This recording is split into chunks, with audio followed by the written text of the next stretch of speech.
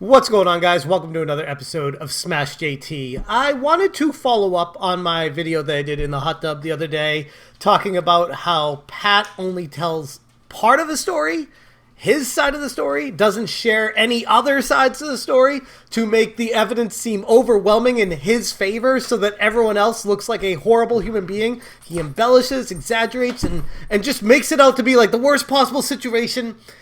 That's kind of why I can't take him seriously. That's why I kind of mixed up and confused who he was, the type of person. I thought he was joking. Like, I thought that was a character. Because no one could be that dense. But then they got offended that I called them out on it, and apparently they are that dense. Anyways, Pat is going at Brett Weiss as part of his victory tour, or whatever, victory lap, for being right about one thing. Let's keep that in mind, by the way. He was right about the trajectory of the Intellivision Amico. He was right about that. There's been plenty of things, dare I mention Diablo Immortal and others. We'll focus just on this situation right now and say, yes, so far, Pat and Ian were right about the Intellivision Amico. And with that, they are expanding it into they're right about everything, and they're awesome and everyone else is horrible, and everyone's grabbing their pitchforks and torches and wants to burn down the retro gaming scene on YouTube because Pat and Ian don't like somebody. They have personal vendettas against them. They will make up stories to make them look as bad as possible. Now, in this video, what I do want to do is provide both sides of the story, something that Pat would never do. Something that people that just want to hate would never hear because they don't want to listen to both sides of the story. They don't want both people to have a normal situation. They want a hero and a villain. And right now, all these people want Pat to be the hero because the Amico scammed people currently. And they want him to be the hero that they're championing for everything else. And in that, Pat and Ian are taking advantage of it. And I hope people are smarter than that and can see through it, but sometimes they need a little hand-holding. So, first off, this is a tweet from Brett Weiss. Here's my full statement about Pat the NES Punk trashing me on his podcast and YouTube channel, along with some historical perspective. I tried to be as objective and clear-eyed as possible, recalling the events to the best of my ability. So, this is Brett's tweet. We're going to go there, but before we start going through Brett's situation here, let me play what Pat and Ian said about Brett Weiss. So I got to do a little story time quick about why Brett has animosity towards me in general. So Brett was a contributor to the first version of the NES guidebook and the second. This one. I paid Brett up front for 60 reviews. It's structured, I pay all my writers. Brett, maybe you should. But I pay the writers up front for the work. Especially in the NES book, I had no idea if I would sell. Oh, Brett doesn't pay? That's great. I have no idea if the book would sell 100, 500, 1,000. I took a risk on the first book. So I paid everyone up front. Brett actually got paid more money than the other reviewers. He wouldn't come down. That's fine. You're allowed to do that. His writing, some of it was repurposed from, I think he used to write on a website and from maybe from his other books. So these are supposed to be reviews. Oh, sorry, these are reviews. This book has reviews in them. These aren't descriptions. The only book where it's a full library of reviews. So the book comes out. We're looking at reviews. Even before that, the question came up between me and then Ian and a couple others looking at some of Brett's writing. We weren't sure he played through all the games he actually quote unquote reviewed. And I didn't have the choice. I was in a pickle at the time to get extra writing in the book. But for example... At the very least, they could have been a lot better. But for example, I paid Brett for all 6 Mega Man reviews. Paid him for all 6. Only 2 of them showed up in the book, 5 and 6. I was not comfortable with the quality of writing. And so I had someone else, Ashton, who edited the second book. She rewrote 3. And I took one of the team. I actually wrote Mega Man 4 review. I give it 4 stars. So there were other questionable things in there as well before the book came out, where, again, I paid for the writing, but Magic Johnson's Fast Break, terrible game. Brett gave it 3 stars. I'm looking at this review, I'm like, did he play this game? I played it. I reviewed it. It's my review in the book. It's a 1-star game. Describing a sports game and giving it a middle 3 stars seems like a pretty goddamn... That seems like they're like, oh, it's a sports game. Let's give it 3 stars. Yeah. Did you play the fucking game? Like, we're not off by a half star, even star. This is like Double Dribble's like a 3-star area game, 3.5 star. Magic Johnson's is not. It is bad. And there were other reviews like that were weird. The Adventures of Rad Gravity come to mind, where he wrote the review and it was just missing things like describing different types of weapons or items you need to progress in the game. Half of that review was mine. I had to go back and play the game, Ian, for a couple hours and rewrite the review, and still gave him credit. But these are the issues we constantly saw. So for the third revision, since the second print run had to come out right after the first because it was sold out, Ian rewrote like Gunnack and we had a few others of his written. By the third print run, though, I was like, I don't trust these reviews. We're rewriting all of them. Brett found out. He got a bug up his ass about it. He put out a video where it was wishy-washy, where he thought I took his writing out because of royalties. There was no royalties. You were fully paid. You should have let people know that in your video, Brett. And I took your writing out because it was mediocre and not up to the standards of the other writers in the book, like Ian and myself and Ashton and everyone else that worked on it. That's why, Brett, your writing was taken out. And you made it a thing by going public about it. And I guarantee you, Tommy pushed you. I guarantee you had a conversation with Tommy, your friend, and he pushed you to make that video. Guarantee it. Okay, so now we have Pat's perspective, albeit very one-sided and biased, and not giving an entire story. That's just him giving his angle, what he sees, and makes it sound like this is how it was, and that's why he's horrible. Now let's see what Brett had to retort with. Clearing the air, Pat Contri, aka the NES Punk, trashing me on his podcast and YouTube channel. Sounds like Brett has story time as well, and I gotta give Brett credit. I feel like he handled this extremely professionally as opposed to what Pat did, which is just basically slander and slam him one-sided without giving any other angles to it. I don't feel like that's very fair. And I feel like people that listen to Pat and only hear him out and don't want to hear the other side of it, that's not being fair to the other parties. You need to take all into account. Years ago, Pat Contri, who plays the character the NES Punk on YouTube, asked me to contribute to his then forthcoming NES guidebook, which came to be called The Ultimate Nintendo Guide to the NES Library, 1985 to 1995. It was released in 2016. I wrote 60 reviews and reflections, nostalgic stories, cultural impact, etc. for the book, and was proud to take part. Pat was and is a popular YouTube personality, and I was excited to be part of such a high-profile, relatively speaking, project. Pat was fun to work with, and he was actually a pretty good editor on the project, making some suggestions for me to beef up some of my reviews with more detail. It's almost like Brett wants to be fair in discussing the situation, giving an, as much as possible, unbiased perspective, as opposed to just attacking. Unfortunately, a few years after the book was published, things went south. He deleted my reviews from the third edition of the book, which was his prerogative, and which I wouldn't have minded if he had handled it better. Began ghosting me at video game conventions, which got awkward, sounds like Pat, and started saying nasty things about me on his podcast and YouTube channel, which was part irritating, part amusing. In his comments about me on his podcast, he would refer to me sarcastically as the famous author. And he even called me a passive-aggressive asshole. I always assumed he didn't mention me by name because he didn't want to draw attention to my YouTube channel or my books, which is probably true. I can second that because for a long time, Pat didn't mention my name because he was scared of his viewers seeing the truth, seeing the reality of the other side of the story. And that's something that I hope people understand is the, working trend with who he is as a human being. I think he began viewing me as a competitor instead of a friend once my omnibus books started coming out, which I'll get to in a bit. However, in a recent podcast/video, he threw the gloves off and called me out by name and said some things I'd like to clear up and correct. To answer a few quick questions brought up about by Pat and his pal Ian's recent take on me, here you go. Yes, I played all the games I reviewed in Pat's NES book thoroughly, though I didn't beat them all. Yes, Pat paid me to write the reviews up front and never expected royalties. Sorry if this was ever unclear. Notice, like I said in the hot tub, Pat likes to add things in there, little jabs that don't necessarily exist, weren't necessarily true, or exaggerates the situation to make the person sound even worse than they actually are.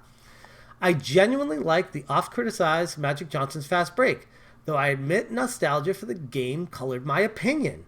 I would have given Double Dribble 4 stars, by the way. Yes, I also would have given Double Dribble 4 stars.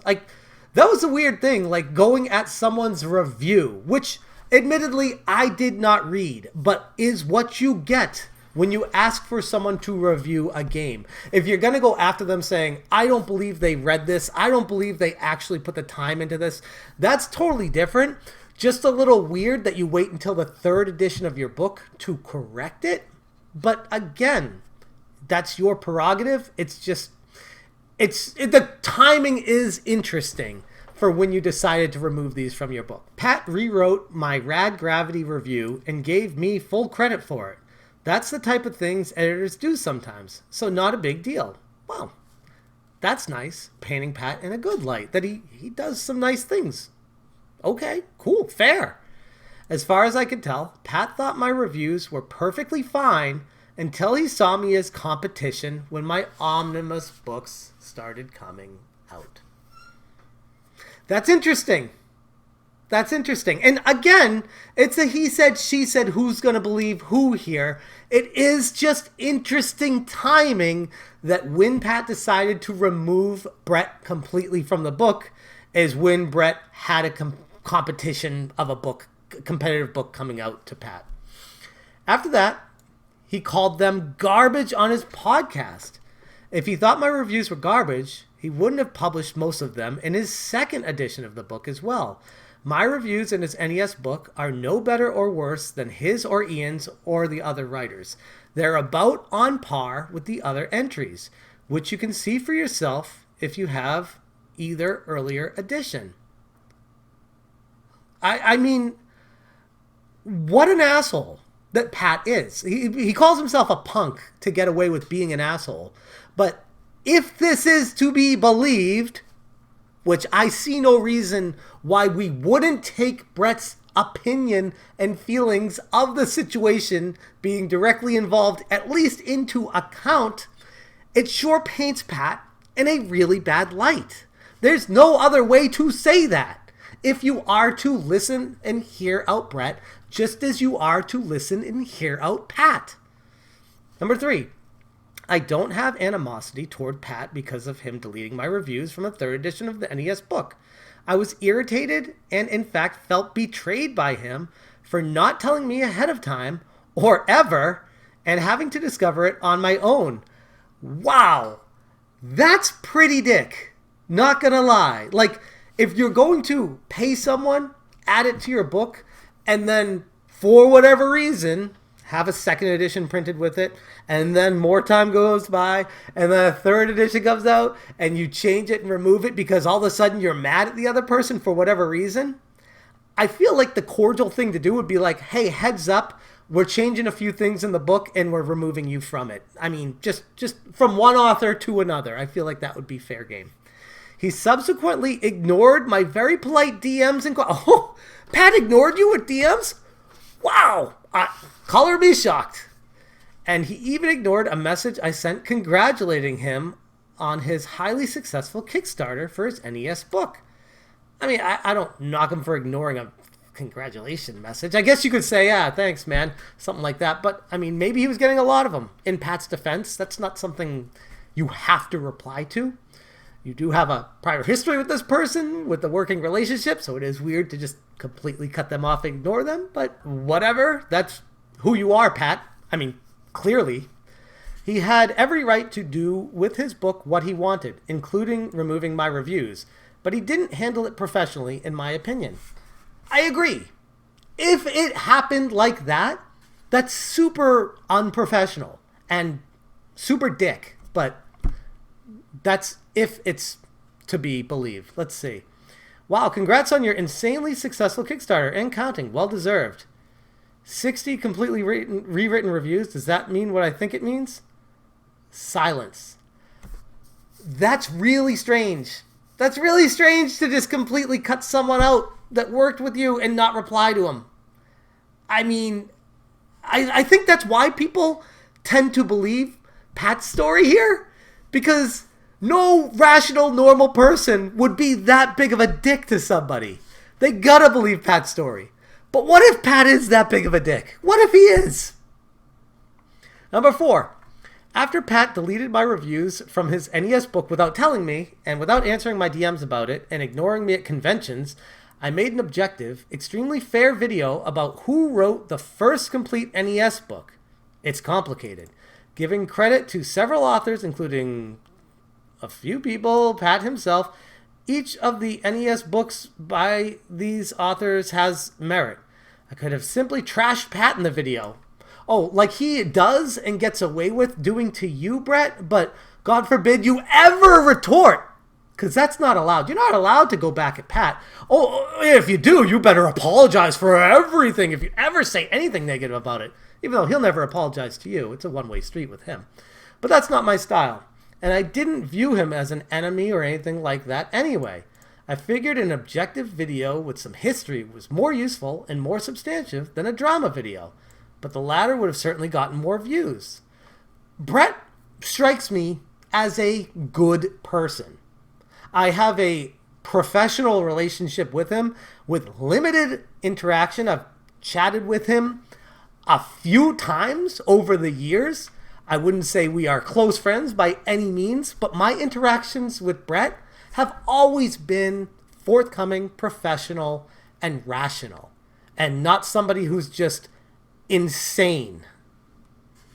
I try to get along and be reasonable and civilized with everyone, as do I, actually, and I never take personal shots at those I disagree with. I live and learn. Pat, not so much. Which they do briefly admit in their recent video. I suppose this is one reason why Pat and Ian call me passive-aggressive. You can't win with these guys. If you attack them, they will come at you and say that you're being a personal attacks, you're making fun of stuttering or their hair or their appearance or what they said about something, or calling them a liar when they're not. You can't, there's nothing you can say. They can't be touched. But they're allowed to do whatever they want. Go after Rich's family, go after my family, go after Brett personally with this kind of stuff, make up lies, exaggerations, and everything. And everyone's like, yeah, it's cool, it's Pat. He's a dick. It's okay. It's how he is. It's cool. They said in the video that I suddenly glommed onto the Intellivision Amico. No, that's not true. Immediately after they got skeptical about it. That's not true. I know that for a fact that's not true, because I was subscribed to Brett's channel back then, and he didn't immediately just choose to go against them. He's into retro. This is what he does. I've been a fan of the original Intellivision since I first played it in 1980. There you go. And I love the idea of retro reimagined games. Fair. My interest had nothing to do with them, and I was on board with the idea behind the console the first time I heard about it.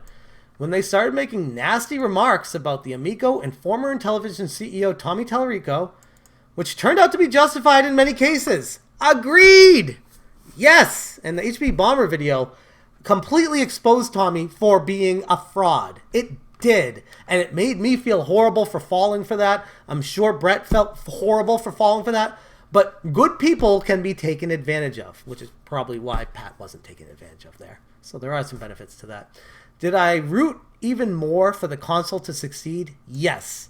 But that's much different than me being for the Amico simply because they were against it.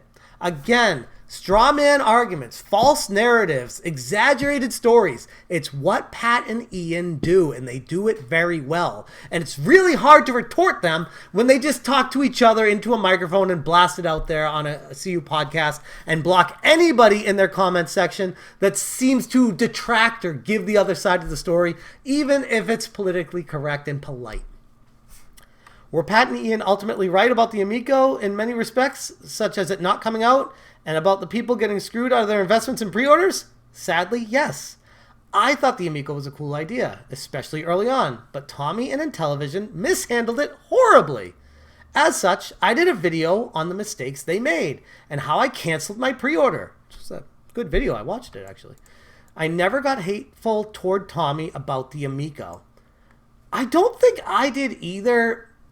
At least I tried my best to remain as professionally critical about Tommy up to this point. After watching the HP Bomber video, I'm like, bro, I can't defend you anymore. Come on. Like, ugh. I simply stated my views as objectively as I could, which I guess make me passive-aggressive. It's literally all they got. They're commentating, they're calling you something, and then they start snowballing it to make it sound like it's a much worse thing than it actually was. My video about the Playdate was actually pretty even-handled. I said I didn't get the handheld console, the same way a lot of people didn't get the Amico, so I could empathize. Was my Playdate video a response to Pat and Ian's video about my Playdate?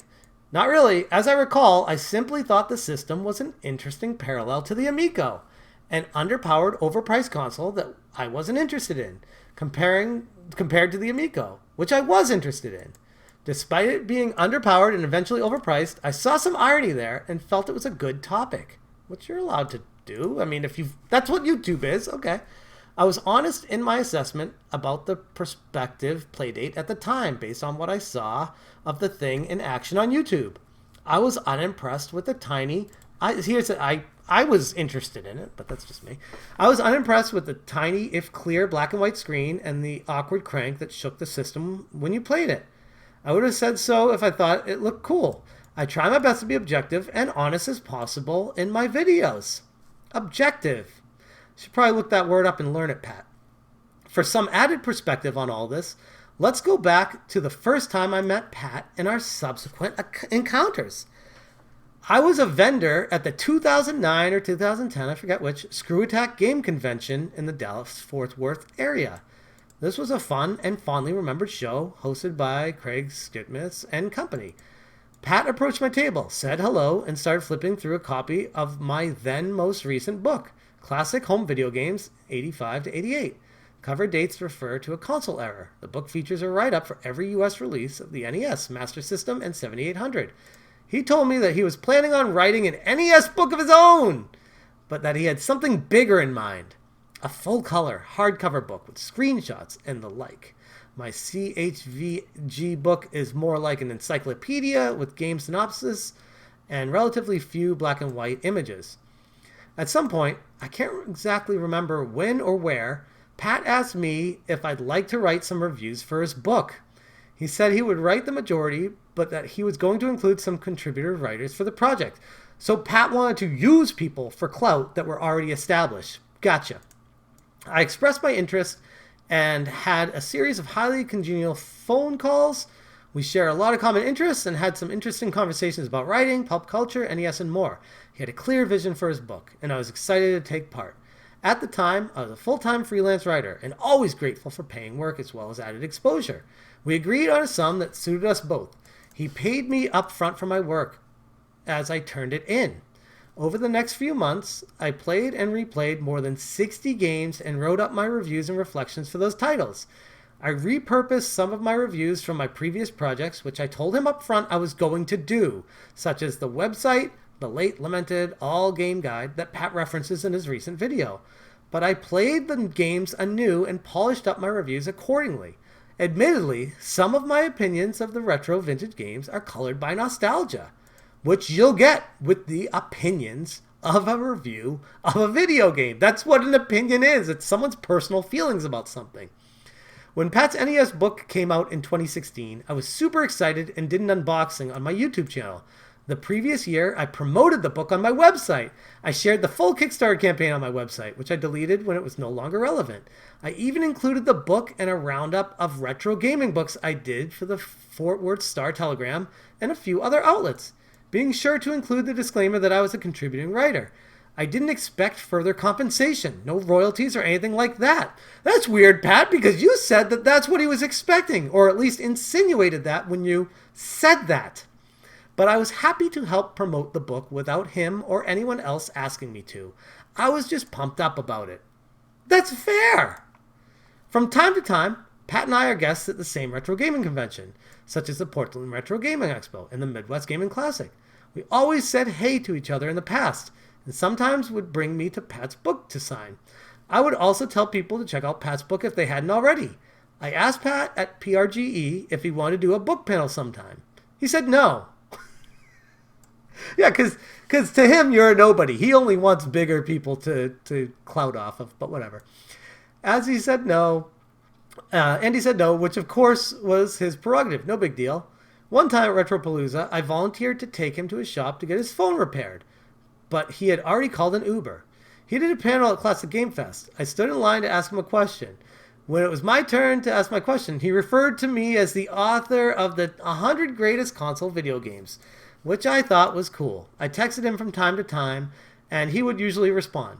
In short, we were what I considered to be acquaintances and even friends. I wonder if Pat even knows what a friend is.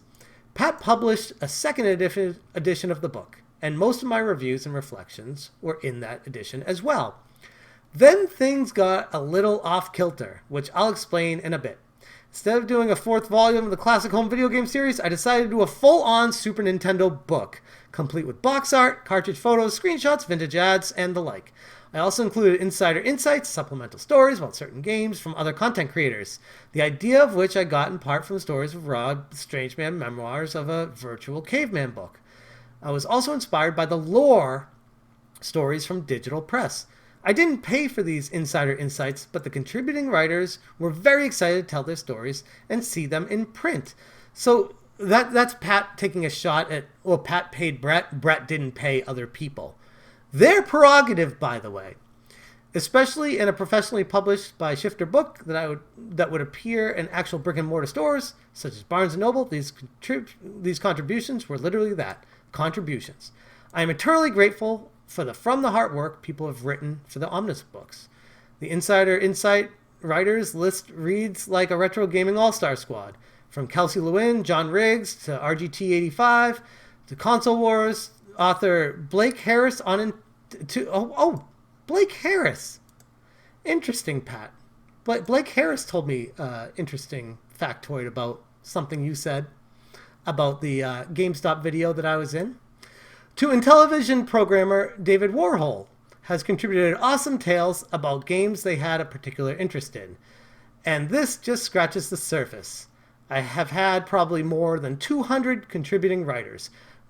Could you imagine paying 200 people for this book? Most of whom have worked in the industry in one way or another. Pat is always quick to ridicule me for not paying these writers, but I'm not forcing anyone to do anything they don't want to. The contributed writers have been extremely supportive, and many share my posts and videos. That's fair. If you want to do it, if you want the recognition as a writer, and someone's offering you the platform to do it, I don't see anything wrong there. If you are an established author, and Pat comes to you and says, hey, I'd love to have your name in my book because people know who you are in the gaming scene, I'll pay you for it. I mean, great. That's very nice of you, Pat. Two different ways to approach it. When I decided to do a Super Nintendo Omnibus, which turned out to be a 2-volume set, instead of another classic home video games book, I told Pat at a convention about it. He said something to the effect of, I guess you won't be writing reviews for my Super Nintendo book. I'm paraphrasing here. I don't remember exactly what he said, but that's essentially it. He wanted me in on the project early on, which he wouldn't have said if he thought my NES reviews were garbage. That's interesting. After the Super Nintendo Omnibus, Super Nintendo and its Game Volume 1 was published in 2018, he stopped by my booth at a show and flipped through a copy, and we spoke briefly. The encounter seemed friendly enough. I went to his booth later on to get a pic with him, and his NES book and me with my Super Nintendo book. I sort of detected he wasn't thrilled to be in the pic, but I may have been misreading the situation. I don't know, maybe Pat's just really awkward when he goes to conventions. That's what everyone's told me. He's just a very super socially awkward human being. I wasn't sure. Regardless, he did take the time to be in the pic. Oh, how nice of you, Pat. As I referenced earlier, my classic home video games books, while professionally published by McFarlane, are relatively simple guides to numerous old consoles with brief write-ups for each game. Pat didn't seem too concerned about those books. As a matter of fact, he once told me via Facebook messaging that my CGVG 85-88 wasn't an NES book. However, the Omnibus books are very slickly produced, with deluxe hardcover bindings, thousands of full cover photos, hundreds of thousands of words, etc. As far as I can tell, Pat's attitude towards me changed when he saw my first omnibus book. I believe he suddenly felt like I was competition. There's a theme here with Pat. He doesn't like competition. He doesn't like being called out for his hypocrisy or his straw man arguments or his lies. And he didn't like me encroaching on his territory. Pat, how would you like it if I wrote an NES book? How'd you like that, Pat? Even though I have been at it much longer than him. My omnibus books are fairly similar to his guidebooks in terms of basic structure, but with plenty of differences to make them stand apart. You can check out sample pages on Amazon to see the differences. Oh, look at Pat. He looks super thrilled to be there. Not super socially awkward at all. After Pat saw my Super Nintendo books, I saw his behavior toward me begin to change. The timing seems to suggest that anyway. He suddenly stopped mentioning my name on his podcast when he would talk about guests at video game conventions we were doing. And he started acting strangely around me at said conventions, like he would rather be anywhere else than around me. Weird. Maybe it's just a strange coincidence. I don't know. You decide. Is it just randomly he decides to throw out these garbage reviews? Or is it he saw Brett as competition and was super socially awkward and just wanted him completely cut out of his life to destroy him and ruin him and do everything he could to make sure that he wouldn't compete with him? I would still try to make small talk with him, but he seemed uncomfortable. He also blocked me on social media. Jesus. And then the trash talking on his podcast began. My support for the Amico and his conflict with Tommy, who I was friends with for many years before the Amico debacle, that's true, only made things worse. Somehow, things had gotten to the point where we are, enemies? Seems silly, really. I don't like drama, nor do I see Pat as an enemy. So I hope we can at least be polite to one another moving forward, but that's entirely up to him. Pat can always reach out to me via social media or give me an email if he wants to clear the air. He can also call me anytime. Don't hold your breath, Brett. It's possible he has misconstrued what has transpired over the past few years regarding all of this, and I'm happy to discuss it. It's possible I have misunderstood his perspective as well. Wow. Somebody who's actually opening up to a conversation and listening? Weird. I wish Pat could, learn something from this. If his attitude towards me changed for reasons other than him seeing my omnibus book as competition, I'd appreciate him telling me. After all, there are two sides to every story, what I said last night, as they say. Or am I just being passive-aggressive? No, you're being extremely fair, Brett. Thanks to everyone who has made this far, and to everyone for your continued support. Brett. People said, I truly do not understand why the backlash and why now. Isn't gaming supposed to be fun? Thank you! Here's the thing. Because Pat was right about the Amico, he's now on this, angry revenge tour to tear everyone down and ruin the entire retro gaming scene on YouTube. That's what I feel personally. That's my opinion. An opinion that you can't take out of your book, Pat. And you can't take down my video because that's an opinion. Josh said, I have money to spend and I have a few of your books. I was thinking about picking up Pat's books too because they seem to complement yours. In my opinion, like Retro VG YouTube content, the more the better. I don't see why anyone should be concerned about competition. There's a ton of interest in the area. Also, these are video games. It's supposed to be fun. When the fun stops and the petty drama begins, what's the point? Yeah, Pat. Pretty petty lately. I'm just calling a spade. And giving the other side of the story. Trying my best to not be drama like you and give everybody a fair shake. That's what I'm doing. And you could learn something from that. Full Metal Nakomi said, you have class. Can't say the same about Pat, and that's me being generous. This was a pretty good read. I agree, Brett. I mean, good enough for me to make a video on it. Anonymous said, very classy of you. Pat and I am, there's a typo there, seem like sensitive bullies. Oh, Ian. Pat and Ian seem like sensitive bullies. It's like the nicest way you can put their fragile egos out there. I'll be checking out your library for sure. Stay positive and continue the great work. Wow. This was fantastic, Brett. I'm proud of you for standing up for yourself and standing up against Pat and Ian and their ridicule, their aggression, and flat out lies in many areas about you. And it's just unfortunate because the people they see red, you know, they see the Amico, they see the relation to it, and then they're like, oh, that's a horrible person because they supported a console that was a scam, so ergo everything they do in their life's horrible. And Pat was right, and Pat didn't like this person for personal reasons, and part of his revenge tour is against this person, so Pat's right and everyone else is wrong, and it's more than the console. No, they're wholly separate. One's a plastic box, one's a human being. I'd like to think we can be human about this. At least most of us.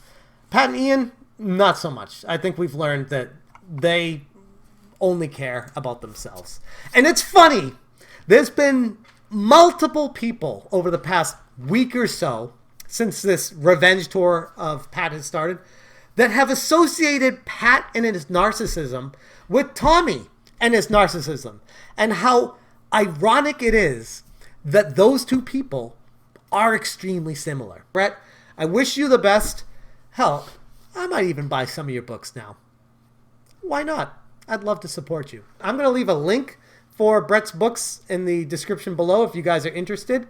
Support a good author that cares, has compassion, and doesn't start the petty drama with these other YouTubers that genuinely enjoys the hobby, the pastime, and limits it to that.